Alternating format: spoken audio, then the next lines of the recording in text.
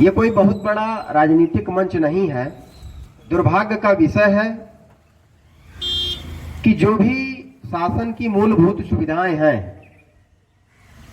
उसमें, चाहे वो प्रदेश सरकार हो, चाहे क्षेत्रीय सांसद विधायक हो, बरौंधा क्षेत्र में सिर्फ एक काम होता है, चुनाव के समय में खरीद फरोख्त करके किसी भी प्रकार से चुनाव जीतना, वोट खरीदना और यहां पर कोई काम न करना।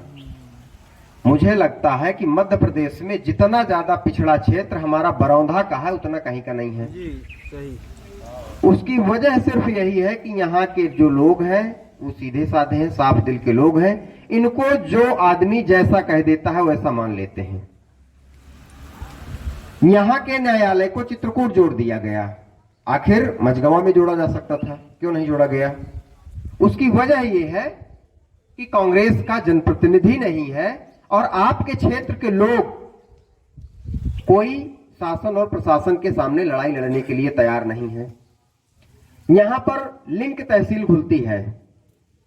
इस जिले के सांसद गणेश सिंह जी ने उसका लोकार्पण किया था। सांसद जी को सोचना चाहिए कि मैंने लोकार्पण किया और मैंने चालू कराई, तो अब यह तहसील बंद न होनी चाहिए।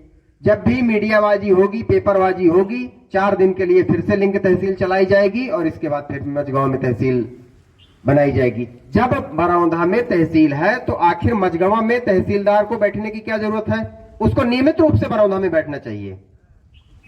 भाई कौहारी, गोपालपुर, जवारिन, इधर पाथर कछार, रानीपुर, रामपुर, कंदर और चुआ नरदहा के जितने भी लोग हैं उनको जितना सहूलियत बरौंधा आने में होगी उतनी सहूलियत उनको वहां जाने में नहीं होगी, न मझगांव जाने में होगी, न चित्रकूट जाने में होगी। यह बहुत बड़े दुर्भाग्य का विषय है। विद्युत समस्या, विद्युत कटौती जितनी बरौंधा क्षेत्र में होती है, बरौंधा फीडर में होती है, कहीं भी नहीं होती है। यह बहुत बड़े दुर्भाग्य का विषय है। यह कोई बहुत बड़ा राजनीतिक मंच नहीं है। यह एक दुर्भाग्य है हमारा और आप लोगों का।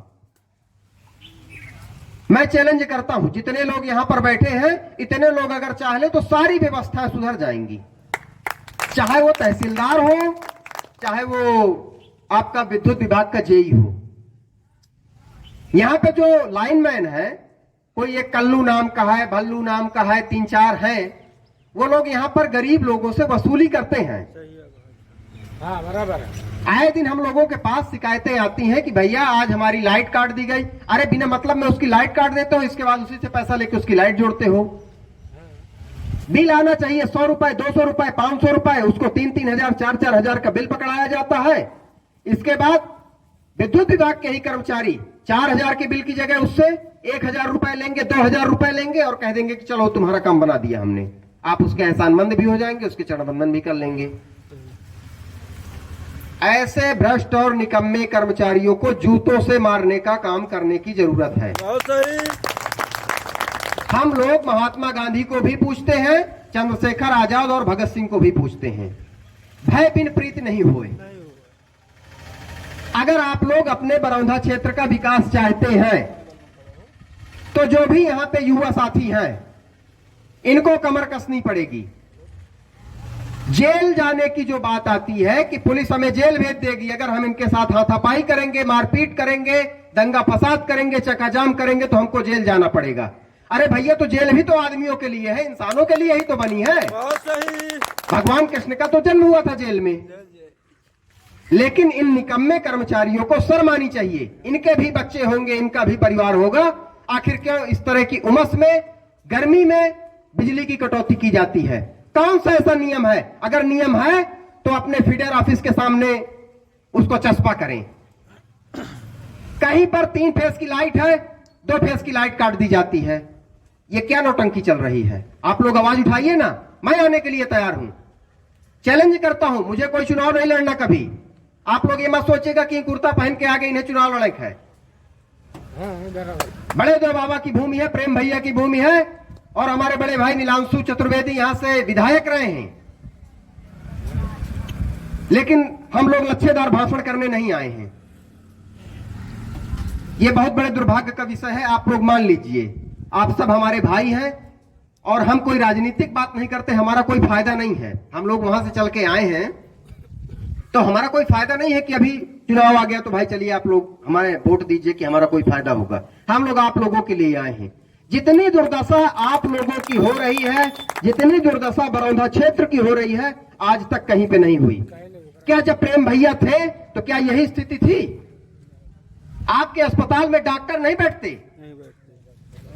हमारी बहनों के जो प्रसव होते हैं तड़पती हुई वो मझगांव जाती हैं, इसके बाद वहां से उनको सतना के लिए रेफर कर दिया जाता है। आज भी कौहारी, गोपालपुर और मुड़िया देव की जो बहनों के जो प्रसव होते हैं तड़पते हुए, दर्द से कराहते हुए बरौंधा से मझगांव तक जाती हैं, कोई बीच रास्ते में दम तोड़ देती हैं और किसी का डिलीवरी के समय ही दम टूट जाता है। ये बहुत बड़े दुर्भाग्य का विषय है। आप लोग चिंतन करिए, मनन करिए, क्या अब सही हो रहा है? गांव गांव पे शराब बिक रही है। क्या प्रशासनिक कर्मचारियों की आंखों में पानी पड़ गया है या पट्टी बंधी हुई है? बहुत सारी समस्याएं हैं और जिस प्रकार से जंगल राज बरौंधा क्षेत्र में चल रहा है शायद ही किसी जगह पे चला हो। ऐसी स्थिति कभी भी नहीं रही। मैं पुनः आप लोगों से निवेदन करता हूं, ज्यादा लोगों की जरूरत नहीं है। यहां पे लगभग 40-50 लोग आप लोग हैं। 40-50 लोग मेरे साथ रहिए। मैं गारंटी के साथ कहता हूं कि विद्युत कटौती बंद करवा दूंगा और मझगांव बरौंधा में जो उप तहसील है उसको नियमित लगवा के मानूंगा। लेकिन साथ आपको देना पड़ेगा। न यहाँ की तहसील का काम रितेश त्रिपाठी को जरूरत है, न लक्ष्मी मवासी को जरूरत है, न शैलेंद्र भैया को जरूरत है, न मुझे जरूरत है। लेकिन मेरे भाइयों इसकी जरूरत आपको है। बराबर है। एक तारीख तय करिए, एक समय निश्चित करिए, एक घेराव करते हैं विद्युत मंडल का। अगर कानून को हाथ में लेना पड़ा तो कानून को भी हाथ में लेंगे। जनता के हित की लड़ाई लड़ने के लिए जिस हद तक जाना पड़ेगा उस हद तक जाएंगे। लच्छेदार भाषणों से कुछ नहीं होता है। अभी भाजपा के नेता आ जाए, भाजपा का विधायक आ जाए, भाजपा का सांसद आ जाए, आंगनबाड़ी में नोटिस चली जाएगी, शिक्षा विभाग में नोटिस चली जाएगी, स्वास्थ्य विभाग में नोटिस चली जाएगी और उनको दबाव देके और भीड़ को इकट्ठा किया जाएगा और लच्छेदार भाषण दिए जाएंगे। अगर वो बहनें हमारी उस भीड़ का हिस्सा नहीं बनती हैं तो उनको बर्खास्त कर दिया जाएगा, उनको सस्पेंड कर दिया जाएगा। बेवजह मानसिक रूप से कर्मचारियों को प्रताड़ित करने का काम भारतीय जनता पार्टी कर रही है। यह सब बहुत दुर्भाग्य का विषय है। आप लोग एक तारीख निश्चित करिए। एसडीएम के पास चलते हैं, कलेक्टर के पास चलते हैं, ज्ञापन देते हैं, आंदोलन करते हैं। अगर फिर भी हमारी मांग का निराकरण नहीं होता, बरौधा में नियमित तहसील नहीं लगाई जाती, यहां का सिविल न्यायालय मझगांव में नहीं जोड़ा जाता, तो हम सब एक जन आंदोलन करेंगे, चकाजाम करेंगे। क्या होगा? पुलिस हमें गिरफ्तार करेगी, मुकदमा कायम करेगी, जमानत होगी, हम लोग छूटेंगे, फिर हम लोग उग्र आंदोलन करेंगे, भूख हड़ताल करेंगे। पहले विनम्रता पूर्वक आग्रह करेंगे।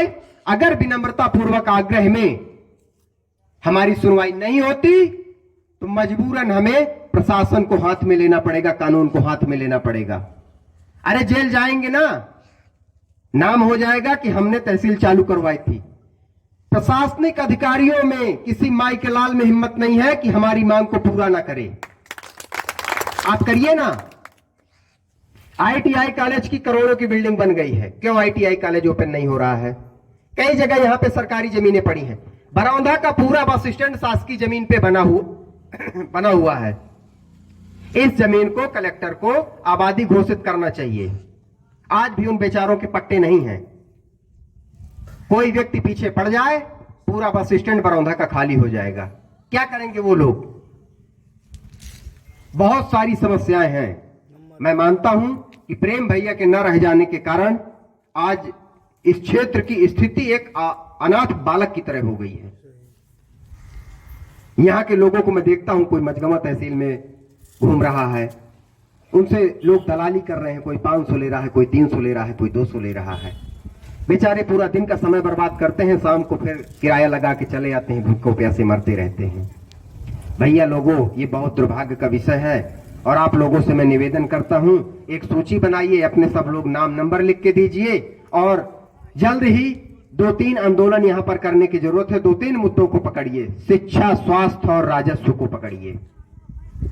विद्युत की समस्या का निराकरण किया जाए, तहसील को नियमित रूप से चलाया जाए, बरौंधा प्राथमिक स्वास्थ्य केंद्र में नियमित डॉक्टर बैठे, नियमित इलाज हो, डेली ओपीडी चालू हो, इसका काम करने की जरूरत है। शिक्षा के क्षेत्र में ITI चालू हो, हमारे बच्चों को वहां पर ट्रेनिंग मिले, उनकी शिक्षा दीक्षा ITI की ग्रहण हो। बरौंधा स्कूल है, पाथर कछार स्कूल है, नकैला स्कूल है, जो भी स्कूलें हैं वहां पर भी बेहतरीन शिक्षा हो। इन सब विषयों को लेकर जब हमारा बच्चा, हमारा क्षेत्र जब शिक्षित होगा तभी आगे उसका विकास होगा। और मैं पुनः आप सभी लोगों को रक्षाबंधन, कजलियां और स्वतंत्रता दिवस के पावन पर्व की बहुत बहुत शुभकामनाएं देता हूं, बधाई देता हूं।